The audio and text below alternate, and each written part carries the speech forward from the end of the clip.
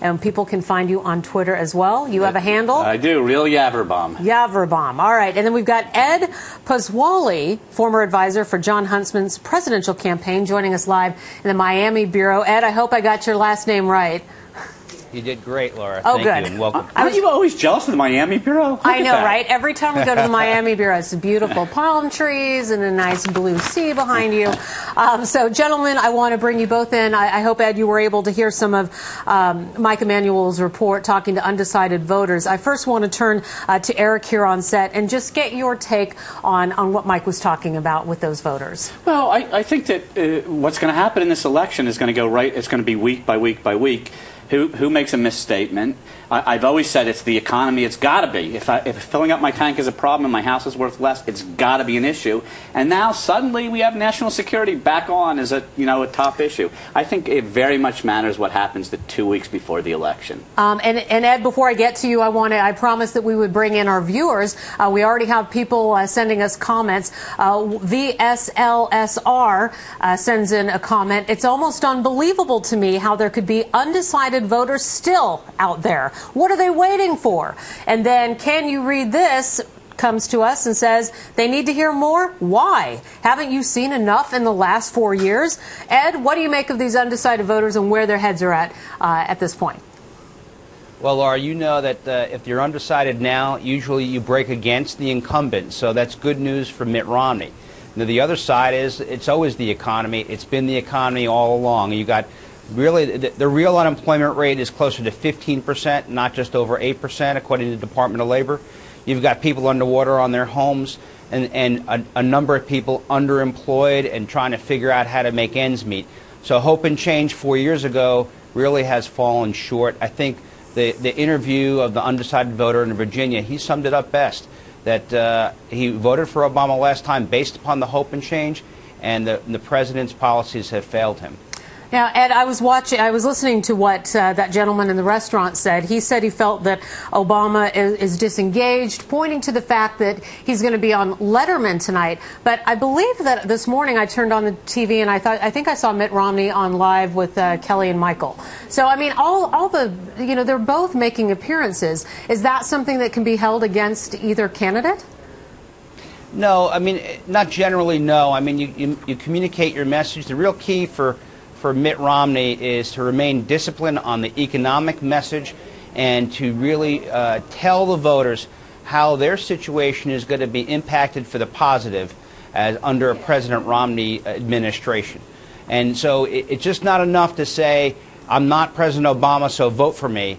He needs to say, hey, I'm going to help your lot in life right now. We're going to get jobs going. I know how the economy works. He's got a great background and talk to that, but he needs to stay on that message.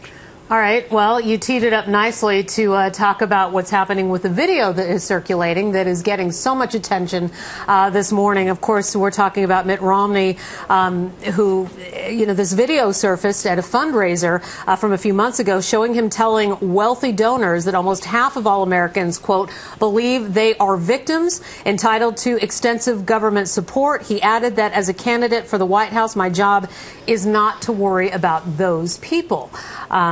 So, what do we think about that, Eric? That's the problem with staying, on message about the economy, which is debatable, which way the American public swings just on that issue. But the problem with staying on message is something keeps happening every day that in real time you got to respond to. Mm-hmm. And Mitt Romney will have to respond to things that are going on in the world now. And he's going to have to be very, very careful with how he responds and the rate at which he responds. I mean, everybody looking, happy and doing Letterman or morning TV, they have to do that stuff. And, it's kind of nonsense that we all criticize each other for doing, that. But the video was a mistake. He was at a private fundraiser. You want to run for president of the United States and there's a guy with a video camera in the room, then I would be very careful about it. Well, That's it didn't one. look like it was hidden. It looked like maybe it was like either under the table, possibly, on the but table. You're running for president. I would just assume it. But two, when you get your opportunity to respond, I would have bear hugged that issue if I was him. I would have embraced it, and I would have explained what I actually did mean. And he didn't do that either. Well, at this news conference that he called yesterday, Romney conceded the comments weren't elegantly stated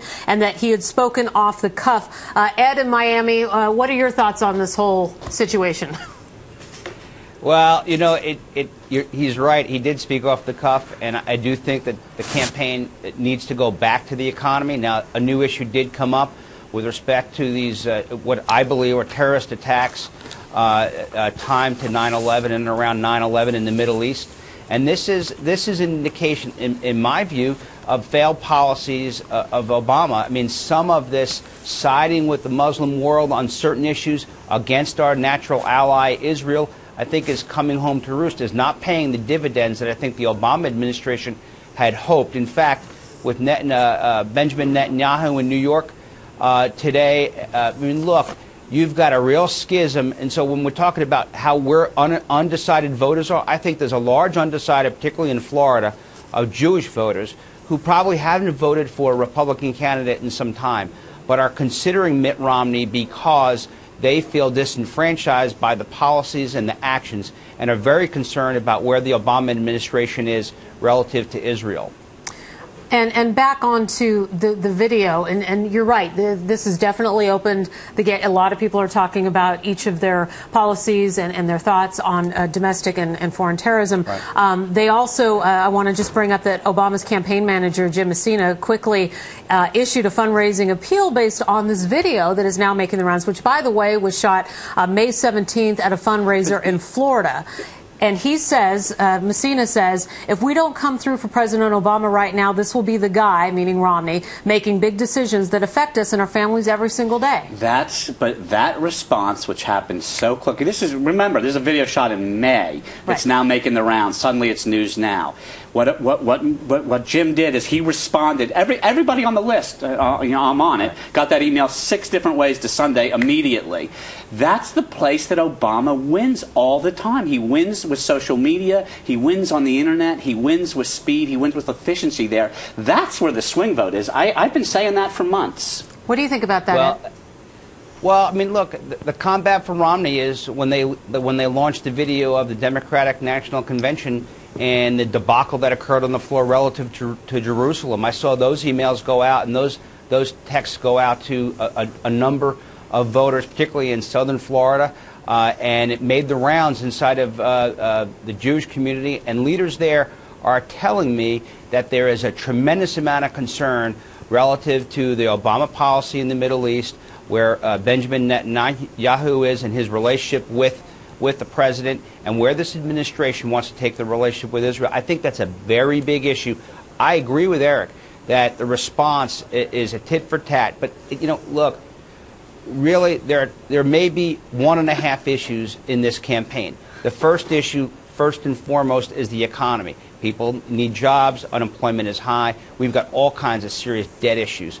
The second may be emerging in Middle East policy and some of the policy in and around both Iran, the Middle East generally, and Israel. And there is a big difference between the two candidates there. Right. And what do you think about that? I mean, as you know, there's a lot, these two things are going on right now. And of course, a lot of our attention is focused on the Middle East. In terms of comparing the two on their message. I think that you want to be president of the United States. I mean, a long time ago, Hillary Clinton asked the question, who do you want to be answering the phone at 3 in the morning? Turned out Obama's answering the phone at 3 in the morning. I mean, and answering the phone at 4 and 5 and 6 and 7. It's a hard job. I don't know why anybody would want it. It's a 26-hour-a-day job. Right. But that said, it's also one of the things that you have to be incredibly proficient at is communication in every which way, shape, and form. It's not just saying the right words, but it's saying them at the right place. And of course, you know, look, when it comes to the issue of Israel, I think the Jewish vote will clearly swing away from Obama. It always swings towards the president or towards the candidate who is more, pro the relationship with Israel. But, I think that the proficiency, the efficiency, and the speed in which Obama delivers messages is going to be the big difference in this race. I don't think it's going to be that close. You don't think it's going to be that close? I think that we're going to be sitting around and we're going to be able to go to sleep by midnight knowing who the president is for once. Wow. Do you agree, Ed? No, I actually don't. Surprise! It may be, surprise. It may be early in Florida. I think you're going to get a chance to see really early 2 states on the East Coast, Virginia and Florida, where they go, and that'll determine how long the evening is. And then when you get into the Midwest, you've got 4 or 5 states that are really in play.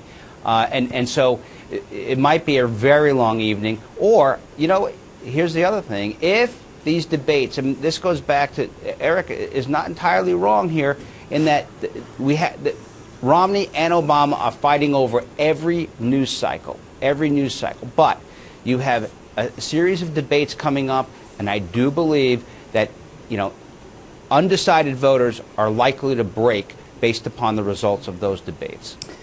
Go ahead. Yeah, I did an interview recently, and we were talking about the speed at which information is delivered, and the reporter said to me, "Oh, that was so 7 seconds ago." I mean, and I said, "Oh, I'm repeating that line. It's true. It's true. There's a whole block of refresh. voters that absolutely like. So, what happens today? How do you react to it? And what happens in the world? Because none of us know what's going to happen the 2 weeks before the election. None of us. Right, and a lot of people, but a lot of people are remaining in circling like sharks, if you will, around this video. And I just wanted, because I want to get to some of our viewer comments and bring in just a couple of them here.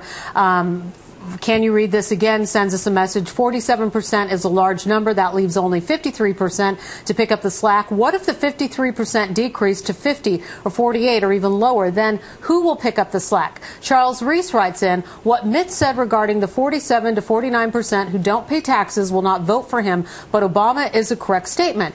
Is it the truth, and do they feel that they are entitled to central government care? And finally, David Larson, thank you for writing in. With all the news on the teachers' union strike, how can people not see that public unions are bad? The highest paid teachers in the nation would not even take a 16% pay raise, because that would mean they would be evaluated and the district would have an easier time getting rid of poor performing teachers. So bringing in yet another part of the I mean, news. you know, that whole issue, it's like Chicago's like on the 3rd page of the newspaper now. I don't know how it is. It's a very big issue. I mean, kids aren't going to school right now as a result of that in a major market, and none of us are talking about it. It's on page 3. But Laura, there's one thing, I think one thing we have to remember. Let's pull back from this. All the hyperventilation today over these comments, it still doesn't get the person who has been unemployed for an extended period of time a job. It still doesn't provide some security for the person who is underwater in their mortgage or trying to make ends meet so their child can go to college. It doesn't provide any of those things. It doesn't chip away at the enormous debt that we owe the Chinese government. I mean, none of this ultimately matters to the core central issue. Really, are you better off today than when you were 4 years ago? And if you're one of those 15%, because that's the true number, 15% unemployed, and people are concerned that $4,000 was lost on the median income over this last 3.5 years. So hope and change, I think that voter, that undecided voter in Virginia had it best. He was for the hope and change, and basically the Obama administration fell short in delivering on that hope. Do you have any, we're going to have to move on to our next subject, but I just want to give you a last comment, and we'll get a last comment here from Eric on set as well. Ed, any advice to the candidates, if you could get in their ear? Is that to me? That is to you. Go ahead. Yeah, I mean, if I were Mitt Romney, advising Mitt Romney, I would be very disciplined on the economy. Stay with your focus. I would be in those battleground states. It's now defined to somewhere between 7 and 9 states, and he should be talking about the economy. If world affairs impact, I think the apologetic nature of trying to justify or apologize for the violence that occurred in the Middle East, I think those are issues that people need to understand, that this administration's policies have failed in the Middle East, and that there is light between where Israel is relative to those things and where the Obama administration is. Those are the things that need to be emphasized in the last 50 days of the campaign. Okay, and Eric, and same all to you. I'll say about that is that in the last 50 days of the campaign, and, you know, anybody who's ever been involved in these elections knows you get message points all day long, and then something happens that you didn't, it wasn't in your message points, but it happened at 3 o'clock in the afternoon, so you got to address it. I think that the person who addresses what's happening in real time the fastest, it ought to be the economy, but I think it's going to be who addresses the issues the fastest, the best, and in a way the American public wants to hear. All right. Well, we want to give thanks to both of you. Ed Pasquale, coming to us from Miami. Thanks so much. Enjoyed the sunshine down there. And Eric Yaverbaum, of course. Thank you.